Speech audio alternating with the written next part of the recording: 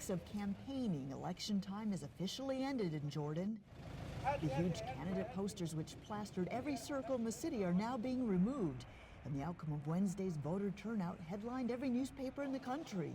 High turnout as Jordanians pick new parliament, trumpeted the Jordan Times.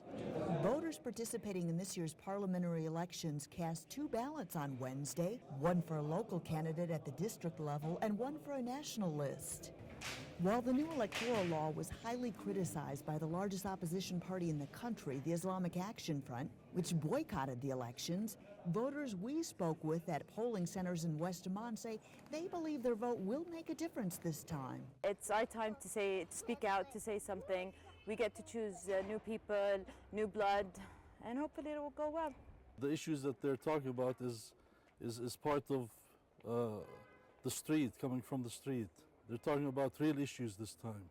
While the country's largest opposition party has been encouraging voters to stay at home, those we've talked with out here at the polls say they don't believe the boycott will negatively impact the credibility of the newly elected parliament. They can just sit and watch from afar. I mean, we're going to make it happen. We want things to be changed. If they don't want to be there, that's their choice. Following the initial announcement, the voter turnout was 56%. Foreign Minister Nasser Judah told a small group of international journalists the people have spoken. The legitimacy of the electoral process is in the turnout, and at the end of the day, in any country in the world, when the people speak, the rest of the country has to respect the results. On Friday, the EU's election observation mission to Jordan declared the parliamentary election was well organized and administered, but reported there were some technical glitches and minor procedural irregularities in the polling procedures. Chief Observer David Martin stressed that the biggest weakness of the new election law is the size of the constituencies, which in their view is designed to ensure certain outcomes. In addition to the new election law, Jordan is changing the way it chooses its prime minister, basing it on a consultative process between the king and all parliamentary blocs. The eventual goal, according to Nasser Judah, is the formation of political parties in which the majority party would form the cabinet in the next election. This supporter of the king's reform says he likes what he sees. But show me any Arab country that has this kind of freedom, you know, a king deciding on somebody, and maybe the parliament would say, no, sorry, Your Majesty, we're not going to agree to this guy.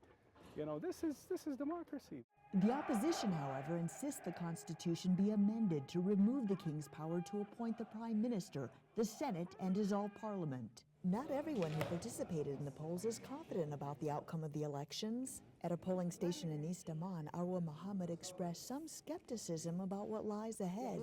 From what we hear and what we see and all the promises that are never fulfilled, we're hoping for the best, she says. The reforms that the king did are comprehensive and important reforms, remarks Ala Amare, but still, we must continue the march.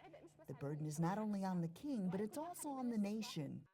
70-year-old Khalil Yusuf Yaqub Abu Zaid makes no bones about where he stands when asked about the pace of the king's reforms in Jordan.